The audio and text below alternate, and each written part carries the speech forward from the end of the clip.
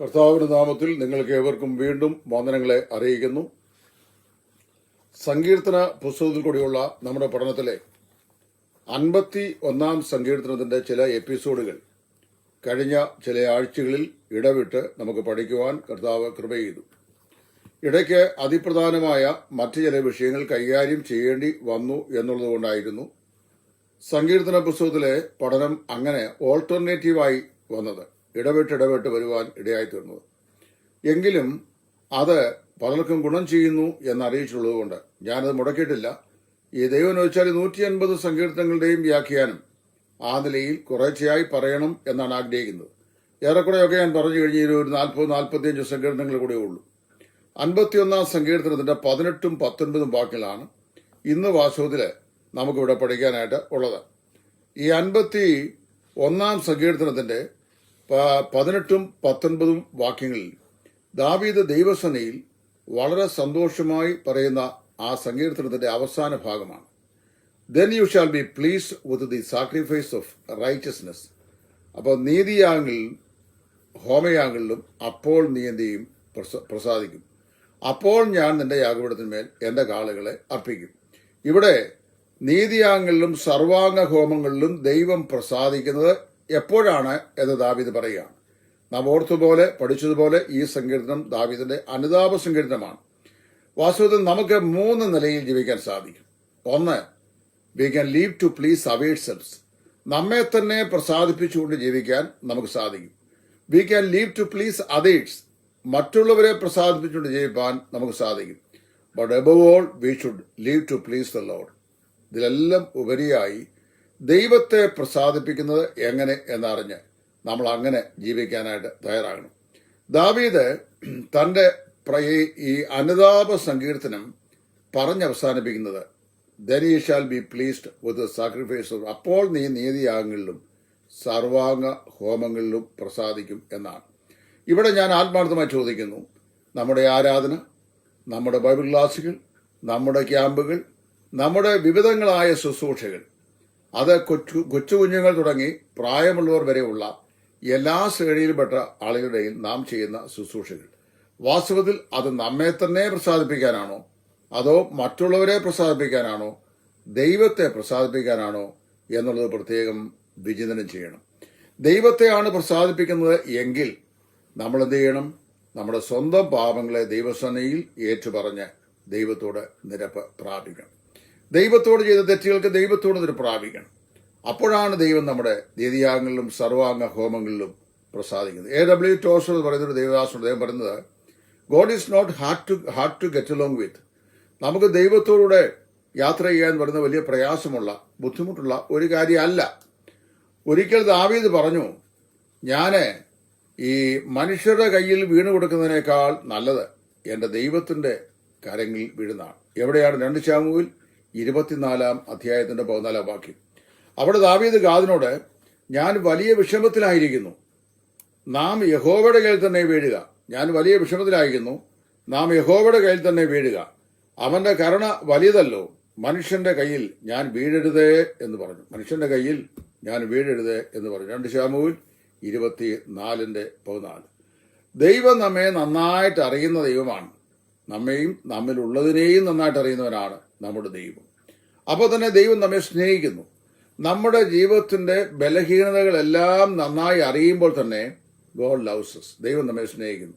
ഞാൻ അങ്ങനെ ഒരു ദൈവത്തിലാണ് സന്തോഷിക്കുന്നത്. കാരണം അറിയാമോ, നമ്മൾ പരിപൂർണരായിട്ട് നമ്മെ സ്നേഹിക്കുന്ന ദൈവത്തെ അല്ല, നമ്മുടെ എല്ലാ ബലഹീനതകളും നമ്മിൽ ഉണ്ടെന്ന് അറിയുമ്പോൾ തന്നെ നമ്മെ സ്നേഹിക്കുന്ന ആളുകൾ. മറ്റു പല ആളുകളും അവർ തങ്ങൾ തന്നെ അപൂർണരായിരിക്കുമ്പോൾ, അപരിപൂർണരായിരിക്കുമ്പോൾ തന്നെ മറ്റുള്ളവരിൽ പൂർണ്ണത ഉണ്ടാകണമെന്ന് ആഗ്രഹിക്കുന്നവരും അതിനുവേണ്ടി വഴക്കുണ്ടാക്കുന്നവരുമാണ്. എന്നാൽ ദൈവം അങ്ങനല്ല. ദൈവം നമ്മൾ ബലഹീനരായിരിക്കുമ്പോൾ തന്നെ നമ്മെ സ്നേഹിക്കുന്നവനാണ്. മാത്രമല്ല, നമ്മുടെ ജീവിതത്തോട് അവിടുന്ന് സഹതാപം കാണിക്കുന്നവനാണ്. എപ്പോഴും ക്ഷമ കാണിക്കുന്നവനാണ്. മഹാപാപങ്ങളെ ക്ഷമിക്കുന്നവനാണ്. ആ ദൈവം നമുക്ക് വേണ്ടി പദ്ധതി ആവിഷ്കരിക്കുന്ന എല്ലാ കാര്യങ്ങളും നമ്മുടെ നന്മയ്ക്ക് വേണ്ടി ദൈവം ചെയ്യുന്നതാണ്. റോമർ 8:28 വായിക്കുന്നത്, എന്നാൽ ദൈവത്തെ സ്നേഹിക്കുന്നവർക്ക് നിർണയപ്രകാരം വിളിക്കപ്പെട്ടവർക്ക് തന്നെ സകലതും നന്മയ്ക്കായി കൂടി വ്യാപരിക്കുന്നു എന്ന് നാം അറിയുന്നു. അപ്പോൾ God plans for us is for good and our enjoyment. നമ്മുടെ സന്തോഷത്തിനും നമ്മുടെ നന്മയ്ക്കും തന്റെ മഹത്വത്തിനും വേണ്ടിയാണ് ദൈവം നമ്മുടെ ജീവിതത്തിൽ ചെയ്യുന്ന എല്ലാ കാര്യങ്ങളും. അപ്പൊ നമുക്ക് ദോഷമായി സംഭവിക്കുന്ന ചില കാര്യങ്ങളോ, ദോഷമായി നമുക്ക് തോന്നുന്നവയും അനുഭവപ്പെടുന്നവയും നന്മയ്ക്കായും ദൈവമഹത്വത്തിനായും ദൈവം ചെയ്യുന്നതാണെന്നാണ് നമുക്ക് മനസ്സിലാക്കാൻ കഴിയുന്നത്. അപ്പൊ വാസ്തവത്തില് ദൈവത്തെ പ്രസാദിപ്പിക്കാൻ നാം ഏറ്റവും അധികം ചെയ്യേണ്ട കാര്യം എന്താണ്? an obedient walk, not sacrifice.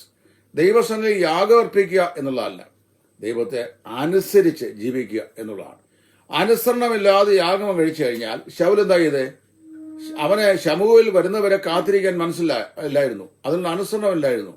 അനുസരണമില്ലാതെ യാഗം അർപ്പിച്ചു, അതോടെ സിംഹാസനം പോയി, അവന്റെ രാജ്യത്വം പോയി, എല്ലാം പോയി, പരിശുദ്ധാത്മാവ് അവരെ വിട്ടുപോയി, കൃപയും അവൻ നഷ്ടമായി. അപ്പോൾ വാസ്തവത്തിൽ വേണ്ടുന്നത് എന്താണ്? അനുസരണമാണ്. അനുസരിക്കുന്നത് യാഗത്തെക്കാളും ശ്രദ്ധിക്കുന്നത് മുട്ടാടുകളുടെ മേധസ്സിനേക്കാളും നല്ലത് എന്നാണ് പറഞ്ഞത്. അപ്പോൾ വാസ്തവത്തില് ദാവീദ് മാനസാന്തരം കൂടാതെ യാഗം ദൈവസ്ഥനിൽ അർപ്പിച്ചിരുന്നെങ്കിൽ അത് ദൈവത്തിന് പ്രസാദകരമാകുമായിരുന്നില്ല. അതുകൊണ്ടാണ് ദൈവം വെച്ച വ്യവസ്ഥ പ്രകാരം ദൈവസനയിൽ മാനസാന്തരപ്പെട്ട് അനുദപിച്ച് തന്റെ തെറ്റുകളെ ദൈവസനയിൽ ഏറ്റുപറഞ്ഞ് അവ ഉപേക്ഷിച്ച ശേഷം ദൈവത്തിന്റെ യാഗപീഠത്തിന്മേൽ നീതിയാഗങ്ങളെയും ഹോമയാഗങ്ങളെയും അർപ്പിക്കുവാൻ ദാവീദ് തയ്യാറായത്. നിന്നോട് തന്നെ ഞാൻ പാപം ചെയ്തു, നിനക്ക് അനിഷ്ടമായുള്ളത് ഞാൻ ചെയ്തു എന്ന് ദാവീദ് ഏറ്റുപറഞ്ഞു. വാസ്തവത്തിലൂടെ ഈ ദാവീദ് ഈ സങ്കീർത്തനം പര്യവസാനിപ്പിക്കുന്നത് നമുക്ക് വളരെ വളരെ വായിച്ചു കഴിഞ്ഞാൽ പ്രയോജനകരമായി അല്ലെങ്കിൽ സന്തോഷകരമായി തോന്നും. അവൻ എന്താ വായിക്കുന്നത്? Do good in your good pleasure to Zion, build the walls of Jerusalem. യഹോവേ, സിയോനോട് കരുണ ചെയ്യണമേ, യെരുശലേമിന്റെ മതിലുകളെ പണിയണം. 18-ാം വാക്യം. യഹോവേ, സിയോനോട് കരുണ ചെയ്യണമേ, യെരുശലേമിന്റെ മതിലുകളെ പണിയണം. യെരുശലേമിന്റെ രാജാവായി സിംഹാസനിലിരിക്കുന്ന ദാവീദ് യെരുശലേമിന്റെ ആധിപന വിരോധമായി പാപം ചെയ്തപ്പോൾ വാസ്തവത്തിൽ യെരുശലേമിന്റെ മതിലുകൾ, അതിന്റെ സംരക്ഷണത്തെ അവൻ തകർക്കുകയായിരുന്നു. അതുപോലെ തന്നെ എന്ത് ചെയ്യായിരുന്നു? യെരുശലേമിന് ഡിസ്പ്ലഷർ ഉണ്ടാകുന്ന അല്ലെങ്കിൽ ദൈവത്തിന് പ്രസാദം അല്ലാത്ത കാര്യങ്ങൾ അവൻ ചെയ്യുകയായിരുന്നു. ഇസ്രായേലിന്റെ ശത്രുക്കൾ ഇസ്രായേലിനെ എന്റെ ദൈവത്തിനെതിരെ അപവാദം പറയാൻ, അവനെ ദുഷിക്കാനുള്ള മാർഗം ദാവീദ് ചെയ്യുകയായിരുന്നു. പ്രിയമുള്ളവരെ, നാം ദൈവത്തിന് വിരോധമായി പാപം ചെയ്യുമ്പോൾ ദൈവത്തിന്റെ സുവിശേഷത്തിന്റെ ശത്രുക്കൾ നമ്മെ നോക്കി നാം വിശ്വസിക്കുന്ന ദൈവത്തെ ദുഷിക്കുവാൻ ഇടയായിത്തീരും. അതുകൊണ്ട് തന്നെ ദൈവവചനം വായിക്കുന്ന നിങ്ങൾ നിമിത്തം എന്റെ നാമം ജാതികളുടെ ഇടയിൽ ദുഷിക്കുവാൻ ഇടയായിത്തീരുന്നു. ഇവിടെ നമ്മൾ വായിക്കുന്നത് ദാവീദ് ദൈവസ്ഥന്റെ പാപങ്ങളെ ഏറ്റുപറഞ്ഞു. ഞാൻ എന്റെ പാപങ്ങളെ എന്റെ ദൈവത്തോട് അറിയിക്കും എന്ന് ഞാൻ പറഞ്ഞു എന്നാണ് വായിക്കുന്നത്. അവൻ അങ്ങനെ പറഞ്ഞു.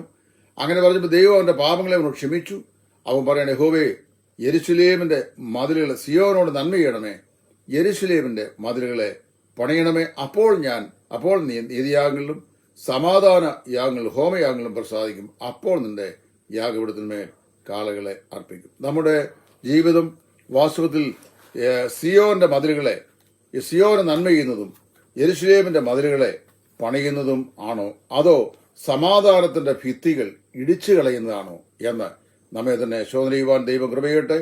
ദാവീദ് തന്നെത്താൻ ശോധന ചെയ്തു. അവൻ അപ്പോൾ ദൈവത്തിന് പ്രസാദകരമായ വഴിപാടും യാഗം അർപ്പിച്ചു. ആ യാഗം ദൈവത്തിന് പ്രസാദകരമായി. അവൻ അനുഗ്രഹീതരായി തീർന്നു. ദൈവത്തിങ്കിലേക്ക് സമ്പൂർണ്ണമായി യഥാസ്ഥാനപ്പെട്ടു. നമുക്കും നമ്മുടെ കർത്താവ് കാണിച്ചിരുന്ന പ്രകാശമനുസരിച്ച് ദാവീദിന്റെ ഈ അനുതാപ കീർത്തനം നമ്മുടെ കർത്താവിന്റെ സന്നിധിയിൽ നമ്മുടെ ജീവിതം കൊണ്ട് യെരുശലേമിന്റെ മതിലുകളെ പണിയുന്നതാണോ ഇടിച്ചു കളയുന്നതാണോ എന്ന് ശോധന ചെയ്യുവാനും സിയോന്റെ നന്മയ്ക്ക് കാരണമായി തീരുന്നതാണോ എന്ന് നമ്മെ തന്നെ സൂക്ഷ്മ പരിശോധന ചെയ്യുവാനും സ്വർഗത്തിലെ ദൈവം സഹായിക്കട്ടെ.